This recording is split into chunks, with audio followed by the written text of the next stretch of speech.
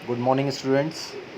मैं फिर आपके सामने एक बायोलॉजी का नीट का फर्स्ट चैप्टर लेकर आया हूँ, जिसका नाम है सजीव जगत या लिविंग वर्ल्ड। लिविंग वर्ल्ड में हम आज पढ़ेंगे कि लिविंग्स क्या होते हैं, उनके क्या क्या लक्षण होते हैं, उनमें कौन कौन सी प्रक्रियाएं होती हैं, उनको लिविंग कहा जाता है। तो सामान्य तौर पर अपन जानते हैं कि लिविंग्स होते क्या हैं। या अपन जानते हैं कि जानवर जितने भी होते हैं सब लिविंग्स होते हैं। पेड़ पौधे जिनमें विभिन्न प्रकार की जैव रासायनिक क्रियाएँ पाई जाती है वो लिविंग्स होते हैं।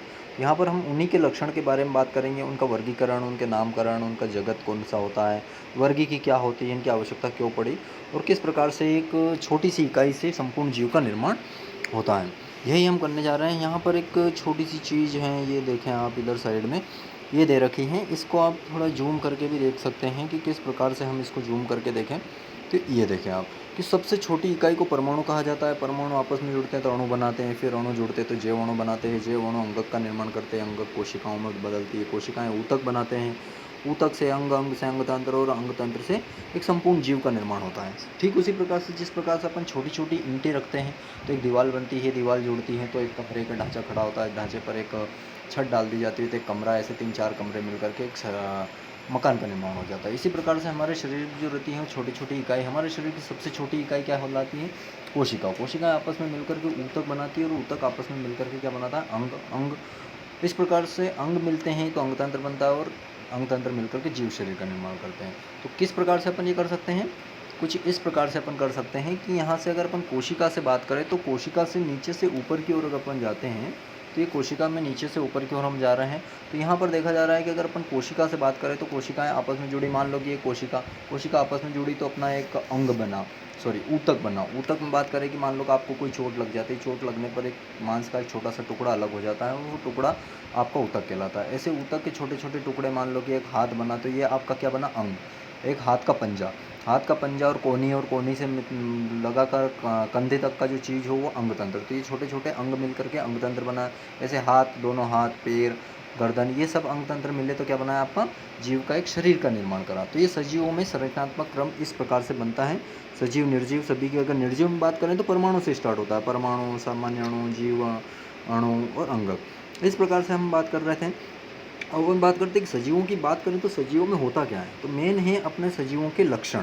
सजीवों के कुछ विशिष्ट लक्षण होते हैं कि जीव द्रव सजीव का सबसे महत्वपूर्ण लक्षण होता है। आपने कोशिका देखी होगी, कोशिका के चारों तरफ की झिल्ली क्या कहलाती है? कोशिका झिल्ली या सेल मेम्ब्रेन या प्लाज्मा मेम्ब्रेन कहते हैं। उसके अंदर एक विशेष प्रकार का गाढ़ा द्रव भरा रहता है जिसमें विभिन्न प्रकार के कोशिकांग होते हैं, उसको जीव द्रव कहते हैं। ये किसी कोशिका का सबसे आधारभूत भाग होता है। फिर बात करते हैं कोशिका की संरचना। कोशिका जीव द्रव संरचना की अपन बात करें तो बाहरी झिल्ली से घिरा हुआ एक विभिन्न प्रकार का एक लचीला आवरण होता है जिसको कोशिका झिल्ली कहते हैं। और कोशिका झिल्ली जो रहती है कोशिका को एक निश्चित संरचना प्रदान करती है। जैसे अपन कोशिकी संरचना, कोई कोशिकाएं अलग अलग आकार की, कोई तरकू आकार की होती है, कोई स्पिंडल फाइबर की होती है, अलग अलग प्रकार की कोशिकाएं होती हैं। अब तीसरे लक्षण की अपन बात करें तो पोषण। पोषण क्या होता है कि कोई भी जीव है उसको जिंदा रहने के लिए एक विशेष प्रकार के भोजन की आवश्यकता होती है। वो भोजन क्या कहलाता है? न्यूट्रिएंट कहलाता है। उस न्यूट्रिएंट को, पोषक पदार्थ हो, न्यूट्रिएंट को लेने की प्रक्रिया न्यूट्रिशन या पोषण कहलाती है। पोषक पदार्थों को लेना क्या कहलाता है? पोषण कहलाता है। जैसे अपन खाना खाते हैं, कहीं खाना नहीं मिला तो नाश्ता में पोहे खा लेते हैं, ये सब क्या है? पोषक पदार्थ। दूध है, मछली, अंडा, मांस, मछली है। अब अपन बात करते हैं उपापचय। उपापचय में क्या होता है? मेटाबॉलिज्म कहा जाता है। मेटाबॉलिज्म दो शब्दों से मिलकर बना होता है, एक एनाबॉलिज्म और कैटाबॉलिज्म। एनाबॉलिज्म का मतलब होता है संश्लेषणात्मक क्रियाएं होती हैं और कैटाबॉलिज्म का मतलब जो रहता है वो विनाशात्मक क्रियाएं होती है, जिसमें ये कैटाबॉलिज्म है आपका और यहाँ पर देखें तो अपन ये एनाबॉलिज्म है। तो ये दो प्रकार की क्रिया होते हैं। एनाबॉलिज्म और कैटाबॉलिज्म मिलकर क्या बनाते हैं? मेटाबॉलिज्म बनती है। देखो हिंदी में भी ऐसा ही होता है कि उपापचय, अपचय और उपचय मिलकर के क्या बनता है? उपापचय बनता है, जिसमें कुछ पदार्थ हमारे शरीर में निर्माण होता है जिसको अपचय कहते हैं और कुछ पदार्थों का विनाश होता है जिसको उपचय कहते हैं। ये दो प्रकार की अलग अलग क्रियाएं होती है। फिर पांचवा लक्षण अपन देख रहे हैं कि रेस्पिरेशन या श्वसन। श्वसन सजीवों का एक महत्वपूर्ण लक्षण होता है। कभी आपने पत्थर को सांस लेते देखा? नहीं। कभी कुर्सी को सांस लेते देखा? नहीं। क्यों? क्योंकि ये सजीवों का लक्षण है। श्वसन सबसे महत्वपूर्ण सजीवों का लक्षण होता है। हम भी श्वसन करते हैं जिसमें ऑक्सीजन लेते हैं और कार्बन डाइऑक्साइड छोड़ते हैं। गति जो रहती है दो प्रकार की। अब गति में अगर अपन बात करें तो गति को दो भागों में बांटते हैं, एक मूवमेंट होता है और एक लोकोमोशन होता है। तो मूवमेंट की क्रिया पौधों में होती हैं, तो गति केवल सजीवों में पाई जाती है। जैसे आपने कभी पत्थर को अपने आप मजबूत या टेबल कुर्सी को अपने आप चलते हुए नहीं देखा होगा, कभी पिक्चरों में देखते हैं, वो एक मजाक वाली बात हो जाती है, लेकिन ऐसे नहीं चलते। तो वो श्वसन होता है, किस में होता है वो केवल, गति किस में होती है, सजीवों में। हम चल सकते हैं, फिर सकते हैं। वृद्धि भी एक सजीवों का लक्षण होता है कि अपन छोटे से जब माँ के पेट में होते हैं तो कुछ ग्राम के होते हैं, फिर बड़े होते हैं। आज हमारा शरीर जो रहता है वो 70-80 किलो का हो जाता है, फिर हम बड़े होते हैं, हमारी आकृति कुछ इंचेस से लेकर के आज फीट तक हो जाती है, 5-6 फीट। तो ये सब किसका कारण होता है, वृद्धि।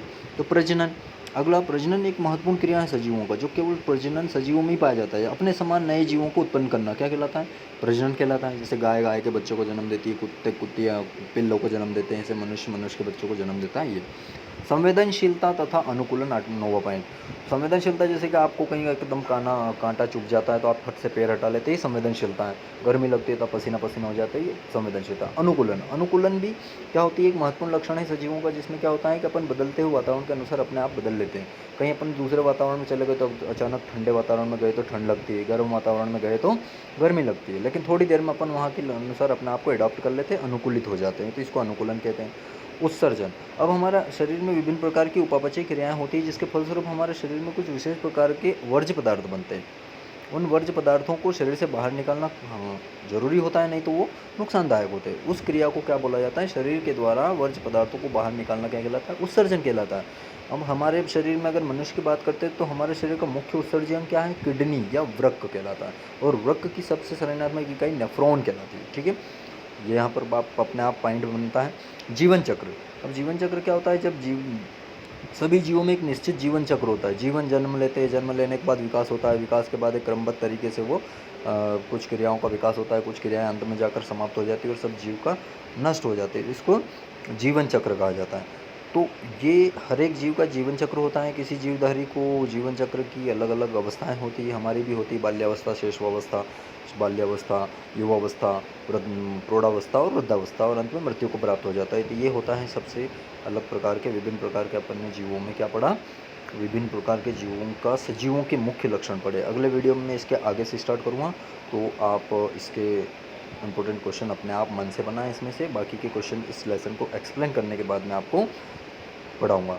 आप ध्यान रखें कि मेरे YouTube चैनल पर आप डायरेक्ट इस वीडियो को देख सकते हैं, मैं वहाँ पर अपलोड करता हूँ इसको। कोई कमेंट उसमें कर सकते हैं, आप मेरे व्हाट्सअप नंबर पर भी कमेंट्स कर सकते हैं, और आप इसको शेयर करें अपने दोस्तों को भी जिनको ज़रूरत हो, और ख़ास करके आप लोगों को मैं विशेष रूप से अलग अलग प्रकार के वीडियो लाता रहूँगा।